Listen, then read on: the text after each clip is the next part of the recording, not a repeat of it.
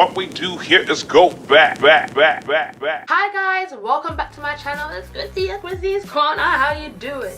Now today, guys, you see it's a different kind of video. I'm not even sitting in front of my bookshelf today. I'm sitting in front of my closet. I'm filming this today on Valentine's Day. It's not gonna come out on Valentine's Day, but I filmed it on Valentine's Day, so that's why I'm allowed to be extra. You know what I'm saying? On my social media, on my Snapchat and my Instagram stories, I wanted you guys to send me questions on love and relationships for me to answer on my channel, which is what I'm doing today. I've got quite a few questions, so I'm just gonna get started.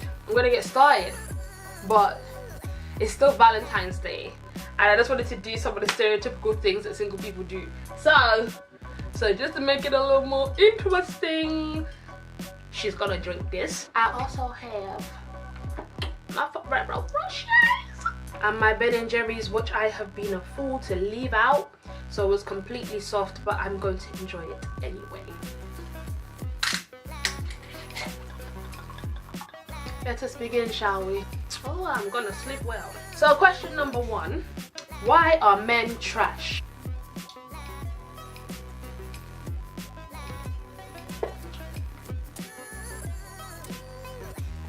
Listen, I don't even think they know. But to be fair, let's not generalize.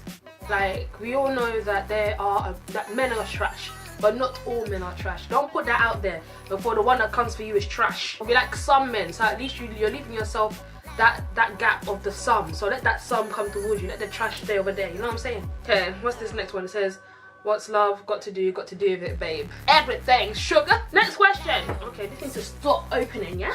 Okay. Why is it so hard to find love in this generation, please?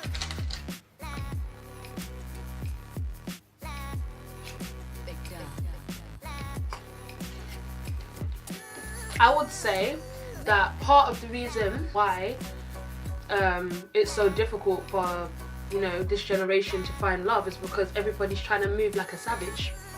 Do you know what I mean?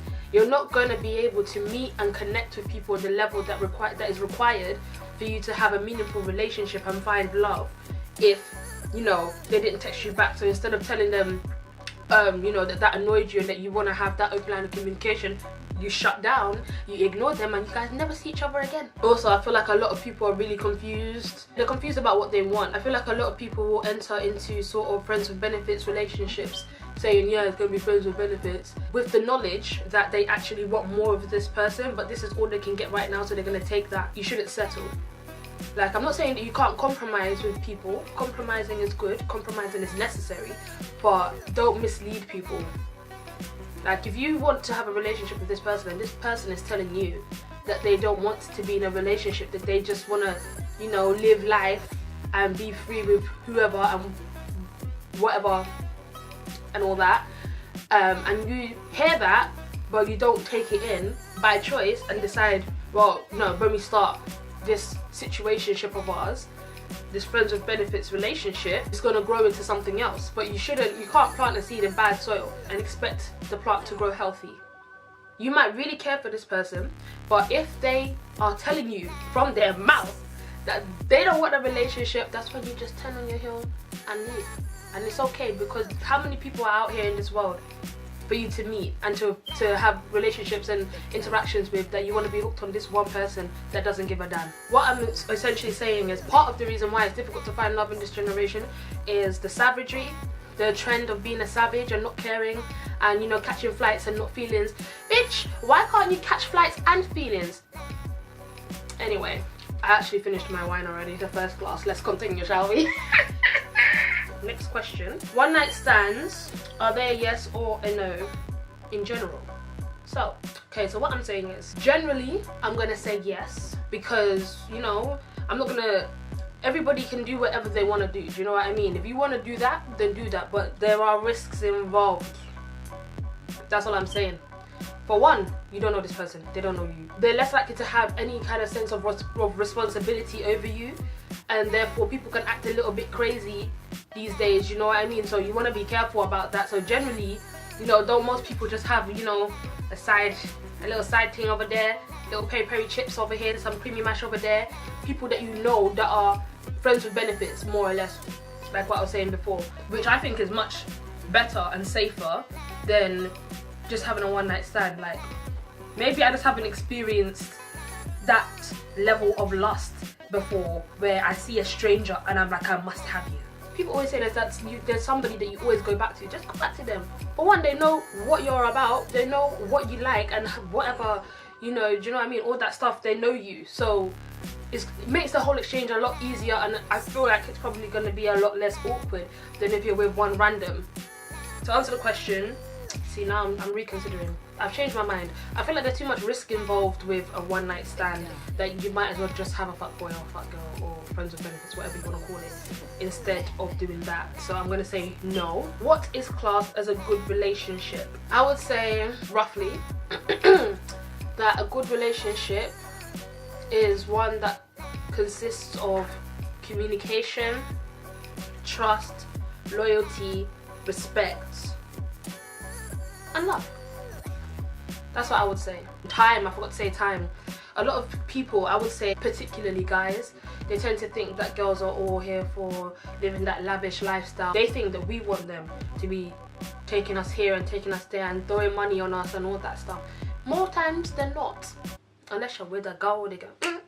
Unless you're with a gold digger. Spending time together, more times than not, I would say would trump, you know, expensive gifts and such like that. I want to stay a virgin until I'm married. Do you think it's going to be hard for me to find a man willing to wait? Fast answer, yes. Yes, I do think it would be difficult for you to find somebody that would wait, because I feel like it's something, like, you know, sex is something that's really accessible to people these days. I feel like back in the days, not that people didn't used to have a friends with benefits relationship, but it never used to be as popular as it is now. And you know, if you're not providing it, why wouldn't they go somewhere else? Now, I am a person that's more optimistic than pessimistic, in that I don't really I won't doubt somebody unless they give me a reason to doubt them. So yeah, I think it will be difficult, but not impossible. Once you guys have been on a few dates, like, I don't know, approximately, you know, randomly, like 3 dates, or if the topic of conversation happens to come up before then I think that you should be open with it. Like, you shouldn't have to hide something that's a life choice of yours.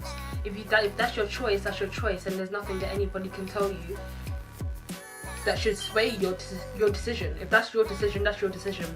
You either accept it or you go.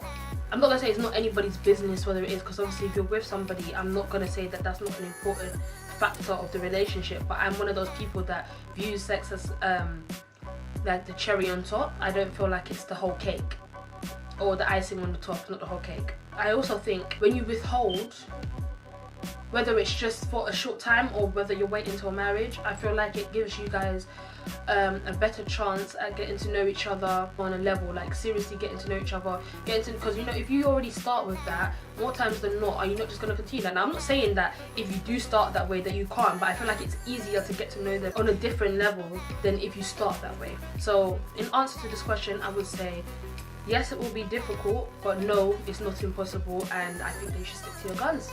I think it's cool. If your man told you he cheated on you after you've been married for 2 months and have a baby, what would you do? If your man told you he cheated, full stop, cheated, bye-bye. After you've been married for 2 months. So he's not even, you haven't even hit a year, and you've married this woman, and you have a child together, and you've cheated 2 months in, not 2 years, not even a year. Not that that really makes a difference, but you just got married. If that was me, because that's what the question says, what would I do if my man cheated on me after I've been married for 2 months and have a baby? So what I would do is I would have to confront him on that subject. But see, I need more details, to be honest, because do I find out or does he tell me? If I find out,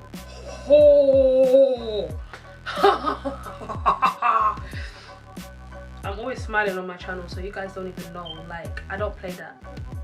I don't play it. If I found out that somebody, that my husband, not somebody, my husband cheated on me 2 months into 60 days into marriage, and we have a child. Now they haven't specified how old this child is, but I have a child. I have your child, and I'm assuming that it was a pretty traditional engagement in that he's the one that asked for my hand in marriage, and you wanted me to be your wife, for me to say yes, and 2 months in for you to go. So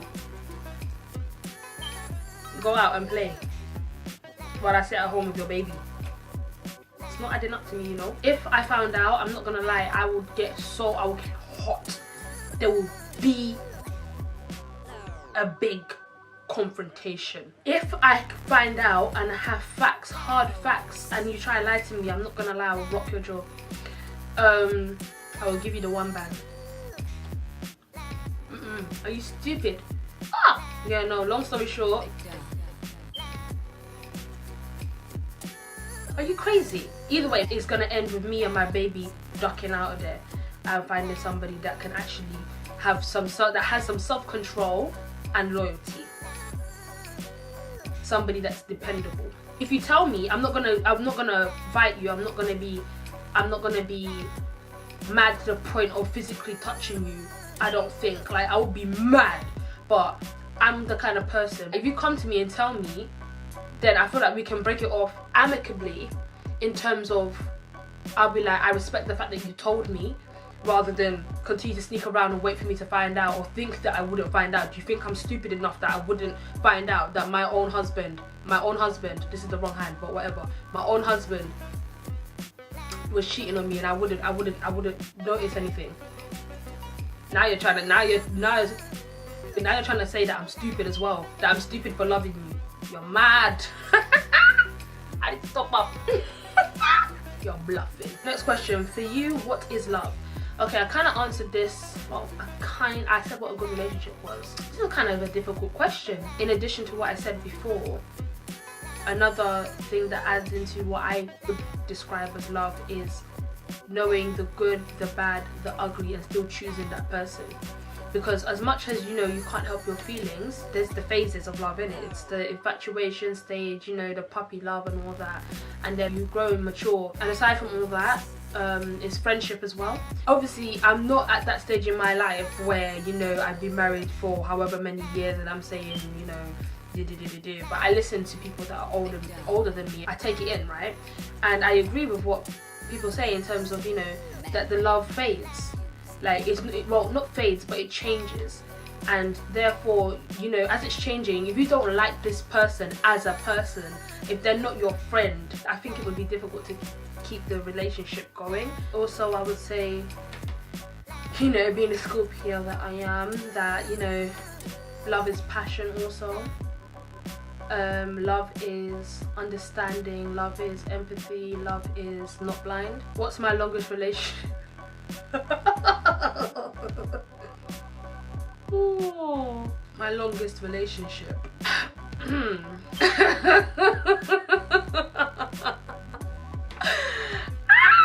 Officially, like, yes, we were together from this point to that point, like 3 months. Yeah. Don't judge me. Just because I haven't been in a long-term relationship doesn't mean that I don't know what I'm talking about. Okay? I may not know firsthand, but I know. Anyway, these are opinions. It's not facts. Take them as you will. Okay. Do you think people are made to be monogamous? I would say yes, because, you know, primitively, isn't that what we're supposed to do? Like, you find a mate, you have kids, you have kids, you have kids. Procreation, reproducing.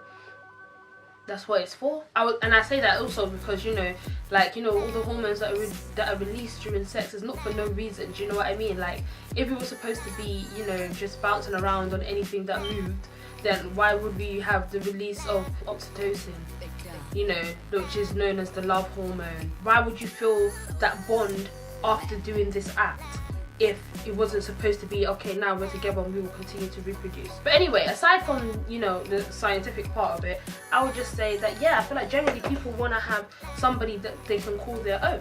Not in terms of ownership, but, you know, I have you and you have me, we have each other to lean on. Do you know what I mean? you know, through thick and thin. So I would say that monogamy is something that is natural to us. Not necessarily for everybody, because you know that not everybody does feel that way or, you know, act that way. But I feel like monogamy is a good thing, man. Why are you being greedy? Leave the next man for somebody else. Would you get your partner's name tattooed on you? No. Is it okay to date your best friend's ex? Oh, you lot are actually rude. You're rude. You are rude. No, it's not okay to... What? It's not okay to... Your best... It's not even like an acquaintance now. Your best friend's ex. Let me talk as if I'm the friend whose friend and ex are now together. So, I'm going to be thinking, so have you been watching him from time he was with me? Like, what kind of friend does that make you? I'm just being honest. That would be what would be going through my mind. Like, I would be thinking, wow, so that whole time that we were together, that 1 year or 2 years or however long months, even weeks, you've just been eyeing him this whole time. True or not, that's how I'm gonna think. Because how does that work? I'm your best friend. I always feel bad when I hear situations like this because, you know, what if they are supposed to be together sort of thing and you don't want to stand in the way of that, but really and truly I will stand in the way of it. You're not doing that in front of me. No, it's not okay to date your best friend's ex. It's not. Go find somebody else. Out of all the gazillion guys out there, the millions and trillions, all of the guys out there, you had to choose this one that has a past with your best friend. Like, I don't know how you look class your best friends, but to me, my friends, my circle of friends, my best friends, they're like my sisters. That's like in the family. We don't do them things. Nah, bruh. Would you get back with your ex even though he had a baby? Would you get back with your ex even though he had a baby he said was his sister while he was with you? Okay, I'm thinking this question is saying that would you get back with your ex even though he had a baby with a girl that he said was his sister? Oh, that's what it does say. While he was with you. Hell nah, bitch. Nah, you lot are coming really mad today. I don't understand. This better be made up. So while we were, what you're telling me is, while you two were together, he has a female friend that's his sister. Okay. And now you guys are broken up and she has a child whose daddy is your ex. No, I'm not gonna get back with him. What kind of deceitful person are you? And the girl probably had a problem with him being friends with this other girl that's his sister. Because we all know what that means, don't we? Friends that are brothers and sisters. Although it's not, obviously it's not in every case, but as soon as you hear that, it definitely sends off alarm bells in your head. Do you know what I mean? Just how close are you? Clearly they got super duper close. Ew. So in answer to that question, cut him loose, my sister, okay? Go and find your king. Leave the popper in the dust. Leave him in the depths, okay? Oh, this was a hey girl, hey! Hey girl, so my question is, do relationships have to be public to be a proper relationship, e.g. YouTube couples and Instagram goals nonsense? Clearly you don't agree because you put nonsense at the end. And does black love still exist? I know it does, but everyone always push black girls to the side to just then date another race who live off black girls. Or maybe that's the love of black girls. To answer the first part of your question, which was, do relationships have to be public to be proper? No, they don't. But I would say, you know, I would say public on, you know, an average level. Like, you know, you're gonna go out on dates and stuff like that. If the guy or the girl, it can happen both ways. If your partner is hiding you away, that's a different story. Like, if they happen to have a YouTube channel and they're not, you know, doing a boyfriend tag or girlfriend tag, doesn't mean that you guys are not in a relationship. At the end of the day, it's between two people. So whatever the two of you decide to do, that's up to you. But that's another thing, it has to be the two of you deciding, because I'm sure that if one of you is trying to hide the other one away and being like, oh, let's just chill at my house, let's just chill at my house, let's just chill at my house, you know, we'll only go out at night or something like that where nobody can see us. Obviously they're not really going to say that, but you would get the gist of that from, you know, the way that they're moving. Alarm bells, ding ding ding. You're probably the side chick or the side nigga, I'm just saying. But yeah, no, you don't have to be public. I feel like what you're trying to say is be, well, I'm not going to say extra, but being very out there with it. Because I feel like most relationships are public relationships in terms of, you know, you're not hiding each other. Like, if you're not hiding each other, there's no problem. Like, purposely being like, oh, there's somebody I know, quickly turn the corner. Do you know what I mean? If it's just a thing where, you know, you don't want all your business out on the internet, kudos to you, innit? Don't do it. Okay, the second part of your question, does black love still exist? Of course it does. But I feel like we are moving in a positive direction where for more people in our generation, it's not about, you know, I'm not gonna date outside of my race. It's not something that you choose like that. I feel like it's grown in that we can see past, most of us can see past the obstacles that come when you date somebody that's outside of your race or your culture. Because especially living where I live, and I'm guessing where I'm supposing that this question is coming from somebody that also lives in London, it's like a friggin' melting pot here. And I love it. When I'm with my friends, like I have a friend from Somalia, and I have 2 friends from Somalia. I have 2 friends from Nigeria. I have 1 friend that's from Bangladesh. And then obviously that's the main circle. And then outside of that, I have friends from all over the globe. If I can have friends and get along with people that are different from me, why can't I date somebody that's different from me also?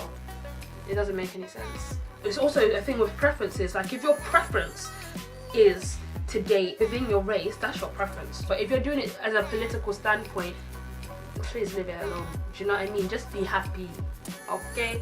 Like it's not nobody's looking at you. Like if you're gonna be with somebody, if you're gonna be a black girl and you want to date somebody from friggin' Afghanistan, who's looking at you?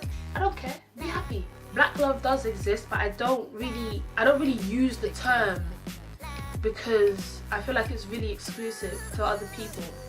Because it comes across as saying like black love is the way forward. That if as a black woman, I should now only date black men.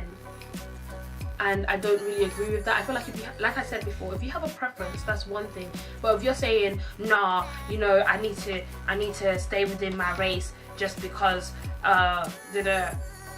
why? Do you know what I mean? Why? But that's a different topic. A little. It's kind of moving into another topic. But I'm going to touch on it now anyway, which is my opinion on black men that say that they don't date black women, which I touched on a video with my cousins also. And my issue with that is if you're dating somebody that's, for example, you know, white, Asian, or any race that isn't black, and that's just because you love that person, fine. But what I can't stand is the guys, black guys, that would stand there and be like, I don't like black women, I don't date black women, they're loud, they're obnoxious, or you know, they're angry. Don't get me started on that one. I'll tell you what it is. We just don't take your shit. How about that? That's a different thing. That's you being prejudiced to your own. That's, to me, that can be viewed as self-hate. Is your mum not black? Is she not a black woman? Is your sister not a black woman? What about your aunties, your grandmother? So why do you feel like it's okay? And then when you bring that up to some of these guys, they'll be like, oh, but not them. Why are they different from me? It's stupid. In answer to the question, black love still exists.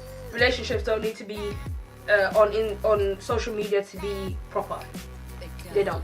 Anyway, moving on. My girl dumped me because I dabbed and accidentally elbowed her. Any help? Did you apologize? And where did you elbow her? Did you elbow her in the nose and the eye? What did you do? Why are you only giving me half of the story? Buy her flowers. Well, not flowers actually. Get her something useful, like, you know, if she's into dance, get her like, I don't know, a new sports bra. Or if she's into gym, get her some new gym clothes or sports bra or something, and be like, I am so sorry. Oh wait, actually, listen, I had too much wine already, but I'm just gonna say I think I'm gonna take that back, because if it did go to that extent of her now saying I don't want to be with you because you dabbed and accidentally elbowed me, give her time. When she's ready, she'll come back, because that's ridiculous. I changed my mind. My man has the most unattractive name ever. His name is Jeff. I'm sorry, I don't know what you want me to tell you, because it's not a question, so moving on. My man is so ugly, but his brother though. Listen, you girls need to stop playing these games. It's not better to keep it in the family. It's not. It's not, okay? You stop this right now. How can can you be like, wait, let me be. Wait, my man is so ugly, but his brother though. So why is he your man and the brother isn't your man? Okay, I'm gonna assume, because I had a friend that went through something similar like this, I'm not gonna lie, that you met the ugly brother first, and maybe he's not that ugly, but then when you saw his brother, you was like, god damn. Either way, it's too late. If you're already with him, if you're his girlfriend, if you just met once or twice and you just, you know, we're just talking, you might be able to shuffle it a little bit. But if you're his girlfriend, listen, I don't know about you lot, but when I date, long-term goals, what? Marriage. Their mum will never accept you, because when you mess with the brothers, it's gonna create a divide inevitably, and then the mum is gonna be looking at you like, look at this devil. It's on you. Don't look at him. I'm telling you, you don't want that drama. It's unnecessary. Stick with the one you want, the one that you chose, not just the one that you've got, the one that you chose. So stick with your decision, or if you want to change your mind, go elsewhere, all the way elsewhere. Don't you dare look at these proper. What was the most romantic Valentine's Day you had? The one I had today with my friend Sarah. Hey girl. We had some good food, that's all I'm gonna say. How long should you be in a relationship to have a sleepover? That all depends on you. I feel like when girls be like a month into it and they'll be like, oh, I'm not coming to your house, oh, I don't want to give the wrong impression. But you know, in my personal opinion, I think that if you want to have a sleepover, you know, cuddling is good. Doesn't mean you have to sleep with a guy, do you know what I mean? And I feel like it shows a good sense of self-control, because the majority of people, not just girls in fact, but guys and girls, when they're with somebody in the beginning stages, you tend to, you know, you don't want to go and be in an intimate setting with them unless something is going to happen, generally. And I feel like that's ridiculous, because if you're saying that you're not going to do it, you're not going to do it. You just have to stick to your word. It's not like, you know, you're going to be like, I'm not doing it, then he starts kissing on your neck and you're going to be like, oh, okay, or vice versa. Do you know what I mean? Like, just stick to your guns. Like, if you just want to be close and intimate, like, intimacy, it does not always equal sex, okay? It doesn't. Probably, like, definitely it's an aspect of it, and probably an important aspect, but it's not the be all and end all. Look, just comment below whether you agree or not. The conversations that you have with people like at late night, you know, those late night phone calls, not the booty call, I'm literally just talking about the late night conversations that you have over the phone. And it's like the fact that it's at night and it's late, you start talking about things on a deeper level. You start to get to know each other on a different level than you would if it was like 3 o'clock in the afternoon. Don't tell me that you don't know what I'm talking about. Don't do that, because I know you know what I'm talking about. And if you don't know, then you will know, because I feel like that's very true. You have a different kind of conversation, and it's not necessarily a sexual one. It's just one. It's a more vulnerable, more open conversation, and that can happen in person. If you're both going into it like, I just want to be with you, not necessarily be with you, but let's just be together and sleep and talk. That's fine. Do you know what I mean? So I feel like whenever you want to have a sleepover, have a sleepover. You can steal that trick from think like a man and wear granny pants if you have not got that much self-control, that if it starts getting a bit hot and heavy, that you're just going to give in. Wear granny pants, wear your holy pants, wear the pants that you wear when you're on your period. View on interracial couples. I don't care. I feel like it's a beautiful thing. Let me bring a bit of the booktube into this video though. There's a book. Where is it? Where is it? Oh. Where is it? Okay, I think I lent it out to somebody, but it's a book by Nicola Yoon, and it's called The Sun Is Also a Star. And I love it because it shows how, you know, differences don't mean that you can't make it work, that you can't not see partial differences, in fact bring them together and just mash them together, your cultural differences, because why not? And even Nicola Yoon, the author of the book, she's a black woman, I think she's Jamaican, and her husband is from Korea, he's South Korean, and they have a beautiful biracial child. I feel like there's nothing wrong with interracial relationships. And also, I don't know if you call it interreligious relationships or whatever, but if you're from a different faith, I feel like that's something that shouldn't get in the way of you guys wanting to be together. It's all down to the choice of the individual. What I mean by that is, you can be a Muslim and marry a Muslim and your child will convert to Christianity anyway, or vice versa. So like trying to dictate who you allow yourself to love based off of race or religion, I think it's ludicrous. What age is right for a relationship?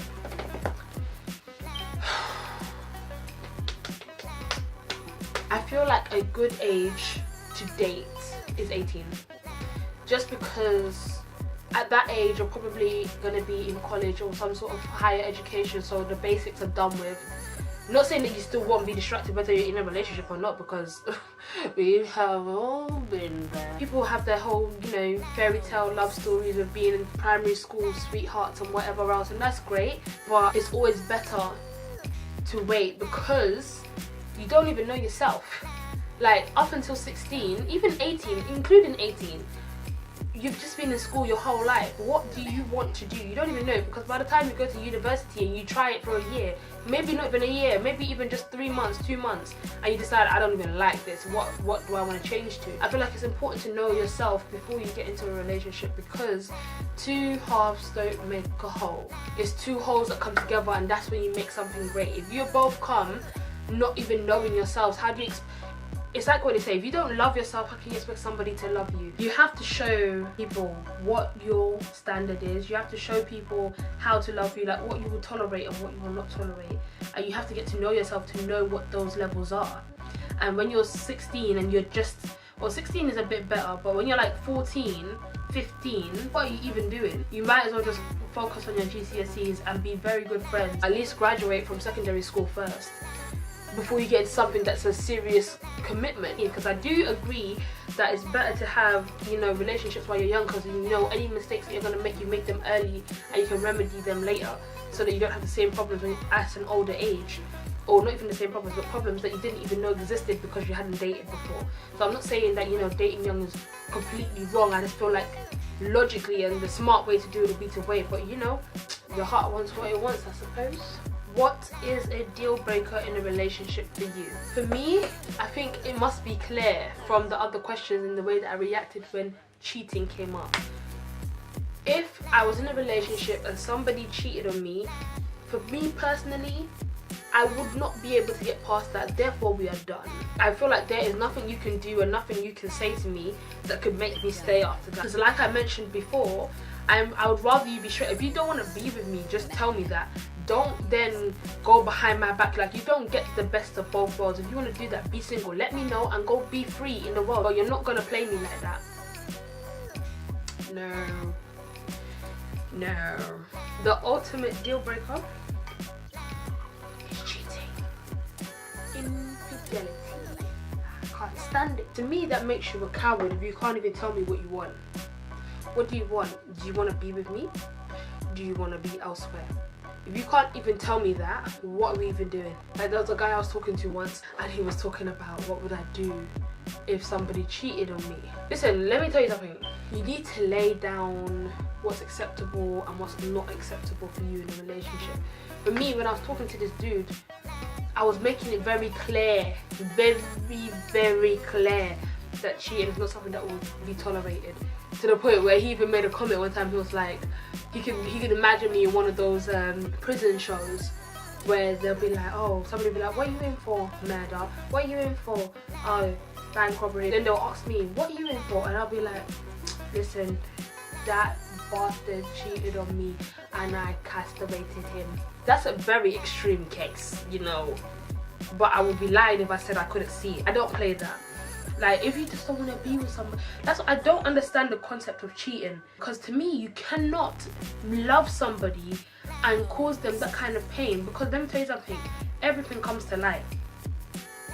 It doesn't matter how well you think that you hid the truth, everything comes to light.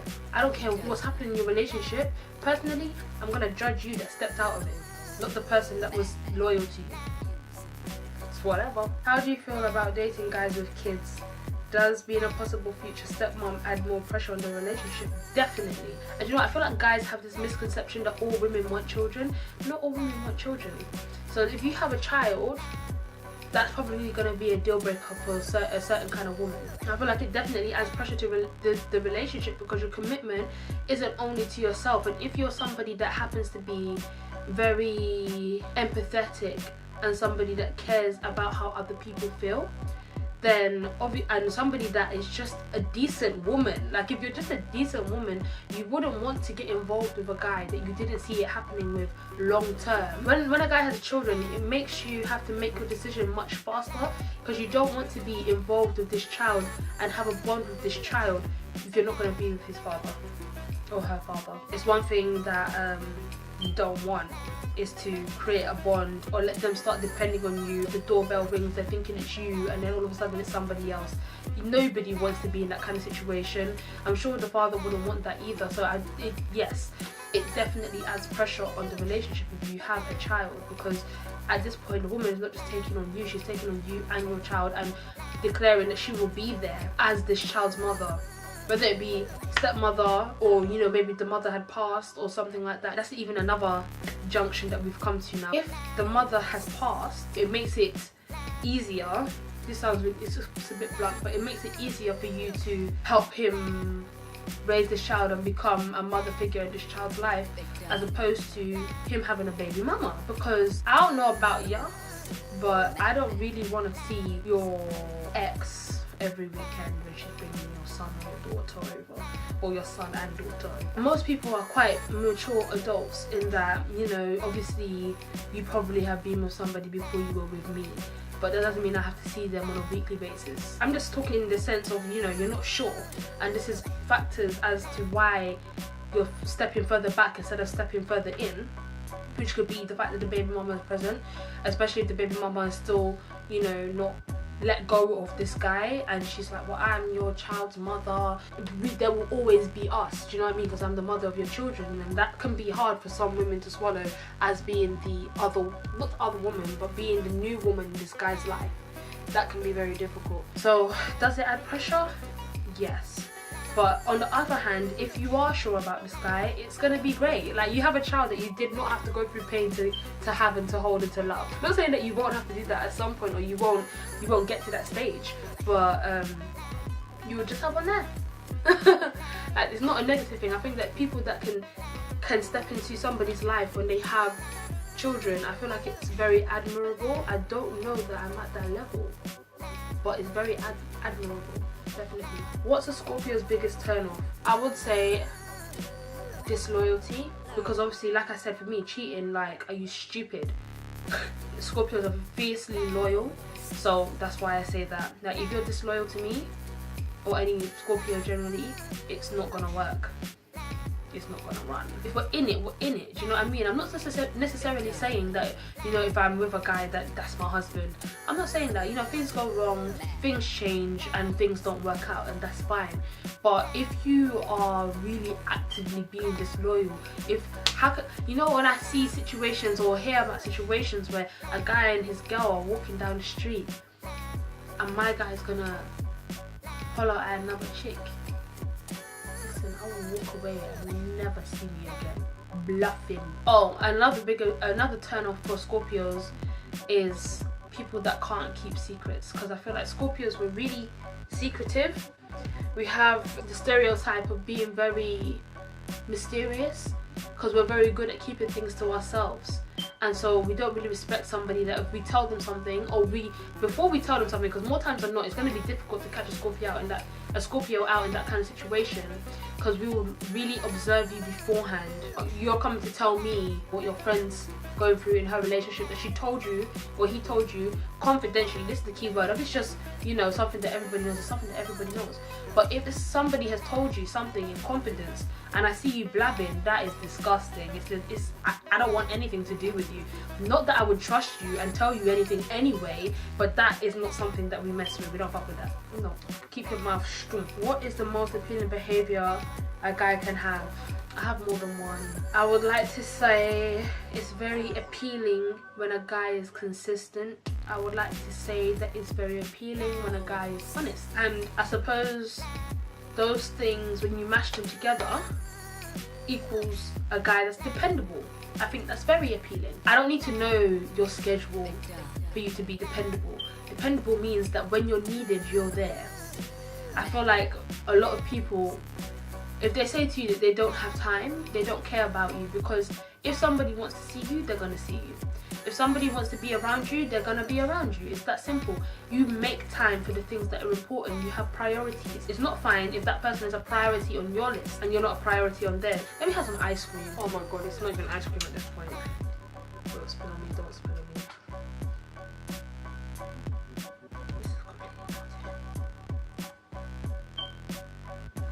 That tastes horrible, it's warm.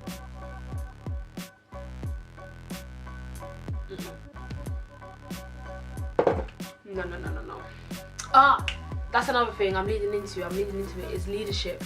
So dependability and leadership are very attractive. Being a leader and being a dictator is not the same thing. Being a dictator means that what he says goes, there's no discussion.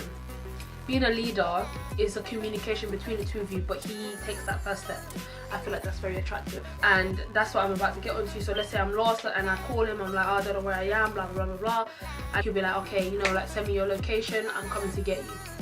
Done. And by the way, everything that I'm saying, for example, like me being lost or whatever, I would definitely do it in return. You can't just take and not give. Of course I will get you. What's the question? There's no question. Why is there a question involved? You just be like, oh, okay, I'm coming, where are you, what can you see, let's figure out where you are, I'll come and get you. Do you know what I mean? Because at the end of the day, that's your partner. Isn't the most paramount thing their safety? Do you think you've ever been in love? I've definitely been infatuated a couple times, but love, I don't think so. So yeah, I don't think I've ever been in love. Definitely been infatuated, you know, where it's a one-sided thing, you know.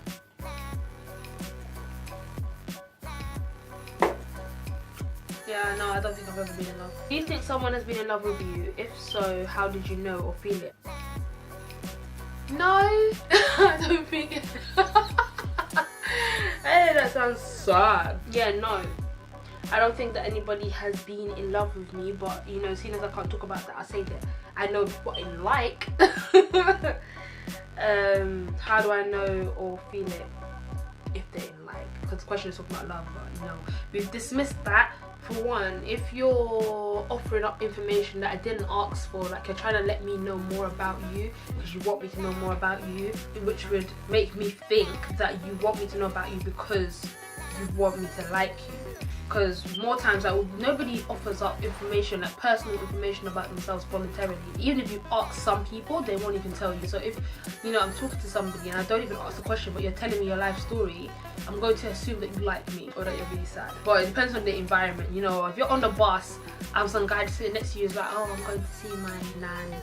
You know, she's doing better, she's in a home though, then I would assume that they were lonely and, you know, they need somebody to talk to and I would entertain them. But if I'm in a club and, or, you know, we met in a club and we're going out somewhere or whatever, well, first of all, somebody inviting you out, like, why do you want to spend time with me if you don't like me? You don't spend time with people that you don't like. Yeah, if they are trying to talk to you a lot, you know, messaging you, snapping you, texting you or WhatsApping you or whatever, trying to maintain contact, that would say that they like you. That's how I would say that somebody likes me. What do you look for in love? This question has kind of come up a lot, but being phrased differently. All the things that I said before, I can't remember them all. Too much wine. Loyalty, trust, communication. Communication in caps, because I feel like it's a preventative measure. Because if you're not talking about things and you have an issue, how do you expect them to fix it if they don't know about it? So communication. For me, love, also on top of all of that, it means being my true self with another person, in terms of not being ashamed of myself in any way in front of this person that I'm in love with.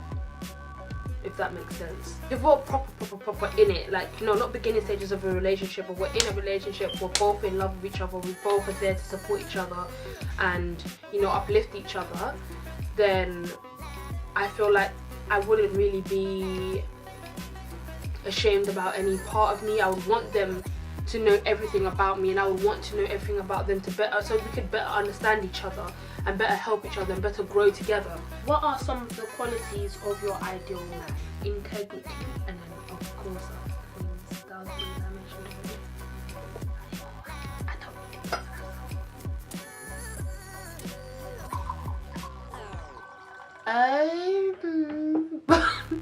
Yeah, integrity. I like somebody that if you say you're gonna do something, you're gonna do it. I don't have to question it.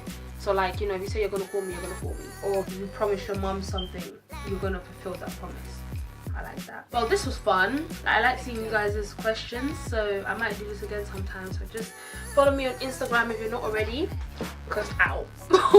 When I'm ready to do this again, I'll definitely put it up on my Instagram story or something like that, so that you guys will be aware and you can send questions into my Sahara account or whatever you want to call it. I hope that you enjoyed this video.